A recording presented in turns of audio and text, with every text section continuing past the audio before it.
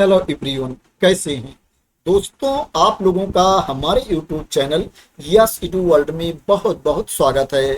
दोस्तों, अगर आप फिजिकली फिट हैं, शारीरिक रूप से स्वस्थ हैं और सरकारी नौकरी करना चाहते हैं, परमानेंट गवर्नमेंट जॉब चाहते हैं, तो आप लोगों के लिए काफी अच्छा मौका है। 4128 पदों पर भर्ती है।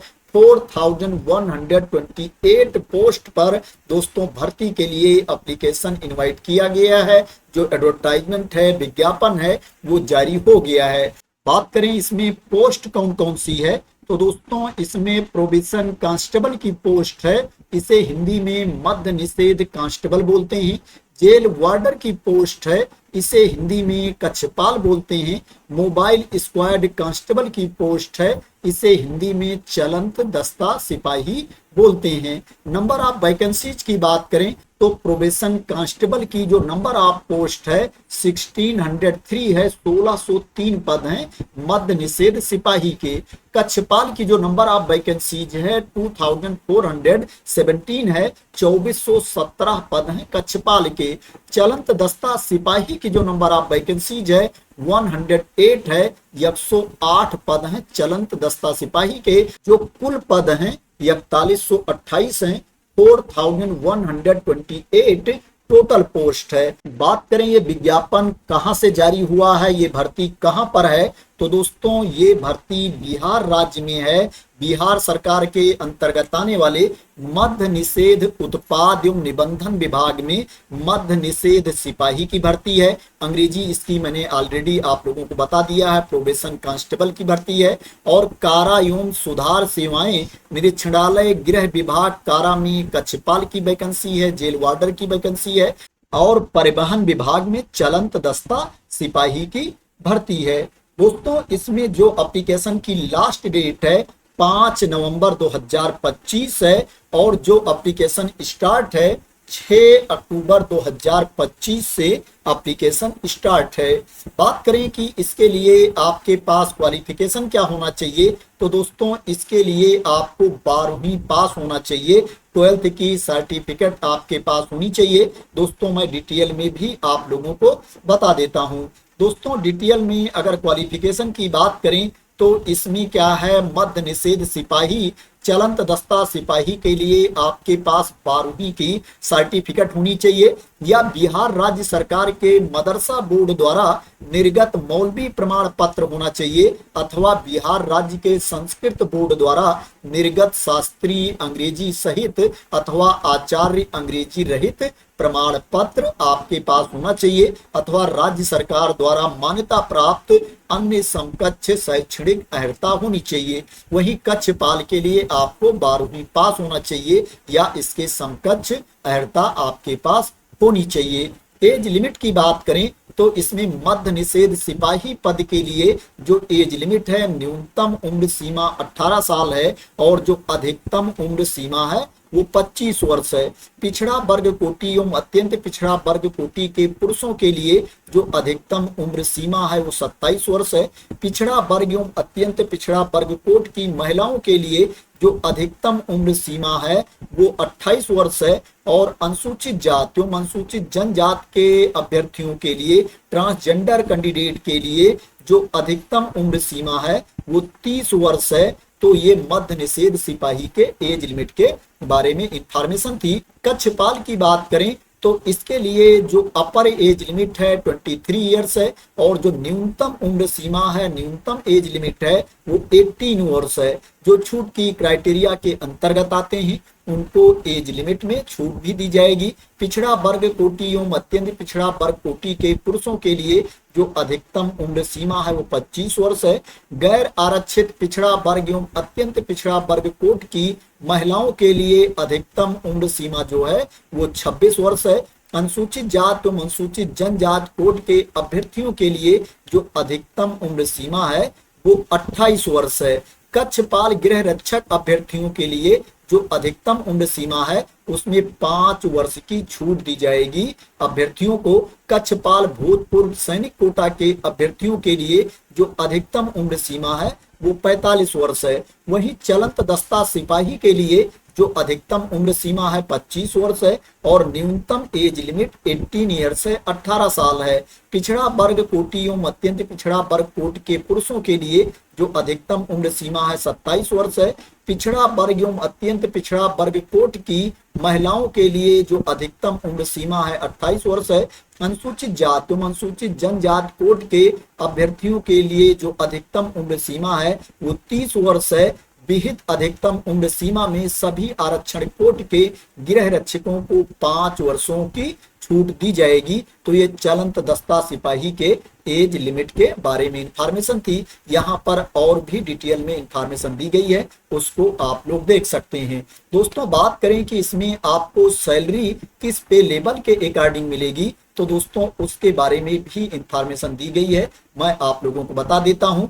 मद्य निषेध सिपाही की पोस्ट के लिए जो सैलरी का पे लेवल है, पे लेवल 3 के अकॉर्डिंग सैलरी दी जाएगी।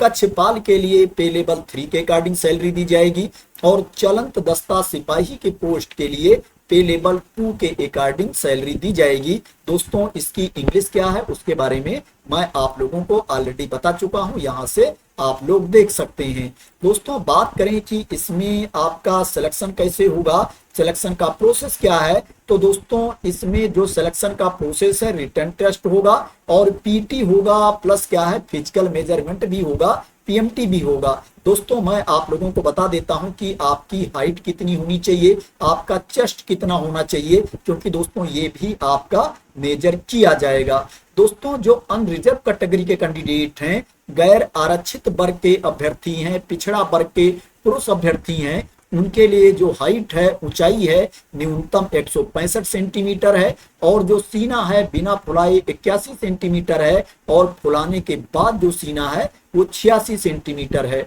अत्यंत पिछड़ा वर्ग के पुरुष अभ्यर्थियों के लिए जो हाइट है, न्यूनतम ऊंचाई है 160 सेंटीमीटर है, जो सीना है, चेस्ट है 81 सेंटीमीटर है और जो सीना फुलाने के बाद है वो 86 सेंटीमीटर है। अनुसूचित जाति एवं अनुसूचित जनजाति के पुरुष अभ्यर्थियों के लिए जो हाइट है 160 सेंटीमीटर है और जो सीना है बिना फुलाए 79 सेंटीमीटर है और फुलाने के बाद जो चेस्ट है, सीना है वो 84 सेंटीमीटर है।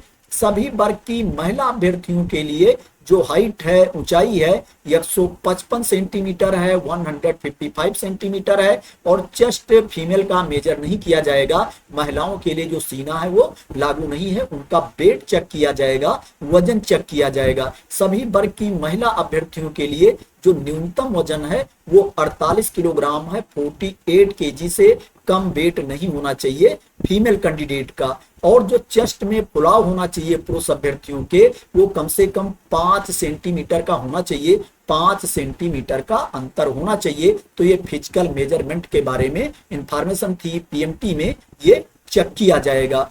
दोस्तों इसमें जो परीक्षा होगी, जो सिलेक्शन का प्रोसेस है, दोस्तों सभी अभ्यर्थियों की साथ में परीक्षा होगी, सभी अभ्यर्थियों का साथ में टेस्ट लिया जाएगा। आपको एप्लीकेशन फिल करते टाइम, आवेदन करते समय आपको प्रेफरेंस देना पड़ेगा कि पहले नंबर पर आपकी प्राथमिकता क्या है, दूसरे नंबर पर आपकी प्राथमिकता क्या है, तीसरे नंबर पर आपकी प्राथमिकता क्या है, इसको आपको आवेदन में देना पड़ेगा।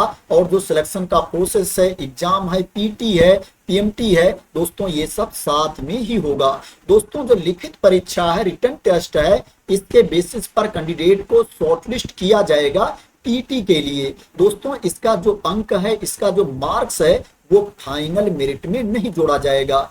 जो फाइनल मेरिट लिस्ट तैयार की जाएगी दोस्तों पीटी में, फिजिकल इफिशिएंसी टेस्ट में कैंडिडेट को जो मार्क्स मिलेंगे उसी के बेसिस पर फाइनल मेरिट लिस्ट तैयार की जाएगी और कैंडिडेट का सिलेक्शन किया जाएगा। दोस्तों रिटन टेस्ट में जो आपसे प्रश्न पूछे जाएंगे, ऑब्जेक्टिव टाइप के क्वेश्चंस आपसे पूछे जाएंगे, बहुविकल्पीय प्रश्न पूछे जाएंगे। टोटल 100 प्रश्न पूछे जाएंगे और 2 घंटे का आपको टाइम दिया जाएगा। और क्या है उसके लिए जो अंक निर्धारित है, 100 अंक निर्धारित है। 100 मार्क्स का पेपर होगा, ओमार सीट आधारित परीक्षा होगी, ऑफलाइन मोड में आपका एग्जाम होगा। दोस्तों इसमें कम से कम 30% अंक आपको लेकर के आना पड़ेगा, तभी आप पास माने जाओगे। अगर आप 30% से कम अंक लेकर के आते हो तो आपको पास नहीं माना जाएगा और आगे के प्रोसेस के लिए क्या है, आपको शॉर्टलिस्ट नहीं किया जाएगा। दोस्तों इसमें हिंदी से प्रश्न पूछे जाएंगे, अंग्रेजी से प्रश्न पूछे जाएंगे, गणित से प्रश्न पूछे जाएंगे, सामाजिक विज्ञान से प्रश्न पूछे जाएंगे, इतिहास, भूगोल, नागरिक शास्त्र, अर्थशास्त्र से प्रश्न पूछे जाएंगे और विज्ञान से प्रश्न पूछे जाएंगे। भौतिकी, रसायन शास्त्र, प्राणी विज्ञान, वनस्पति विज्ञान से प्रश्न पूछे जाएंगे और सामान्य ज्ञान एवं समसामयिक मामलों से संबंधित प्रश्न पूछे जाएंगे।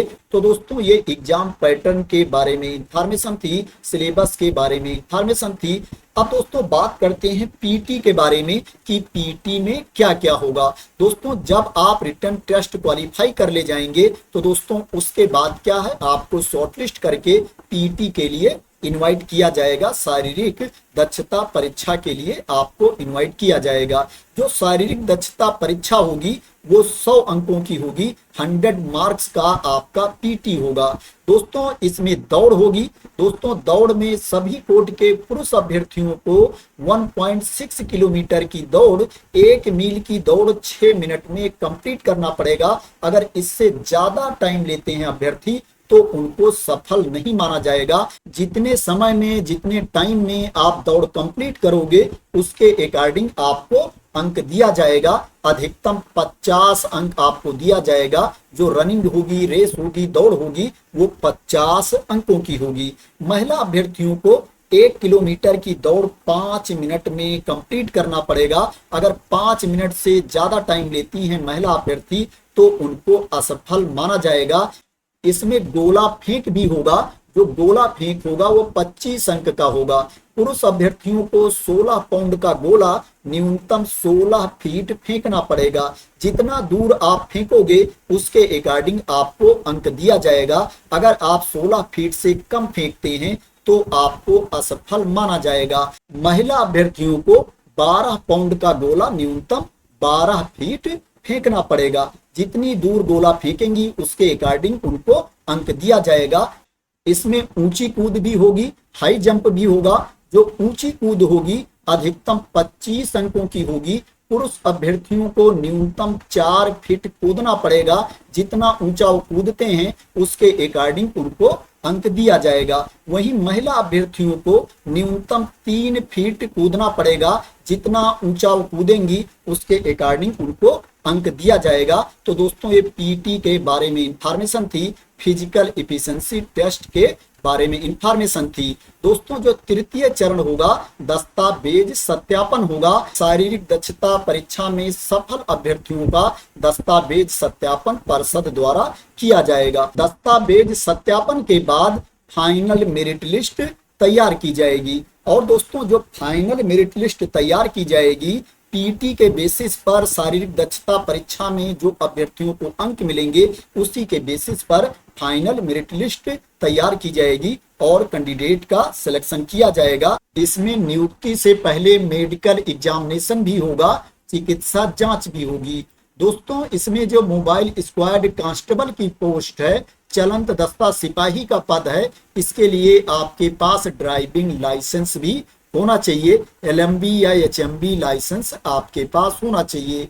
दोस्तों इसमें आपको फीस भी पे करनी है। फीस बहुत ज्यादा नहीं है, मात्र 100 रुपीज आपको फीस पे करना है। 100 रुपए फीस आपको इसमें पे करना है सभी कैटेगरी के अभ्यर्थियों को।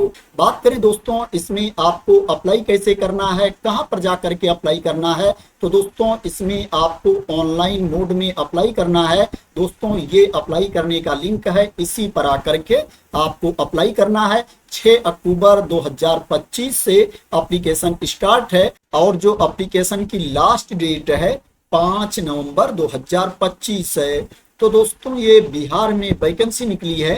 जो पोस्ट है प्रोहिबिशन कांस्टेबल की पोस्ट है, जेल वार्डर की पोस्ट है और मोबाइल स्क्वाड कांस्टेबल की पोस्ट है। आशा करते हैं दोस्तों आपको इस वैकेंसी के बारे में क्लियरिटी मिल गई होगी। दोस्तों अगर आपको इस वैकेंसी के बारे में क्लियरिटी मिल गई हो और इसी तरह की इंपॉर्टेंट अपडेट चाहते हैं, इंफॉर्मेशन चाहते हैं, वैकेंसी की न्यूज चाहते हैं तो आप लोग मेरे चैनल को सब्सक्राइब कर लेना अगर अभी तक सब्सक्राइब ना किया हो। तो थैंक यू सो मच दोस्तों फॉर वॉचिंग।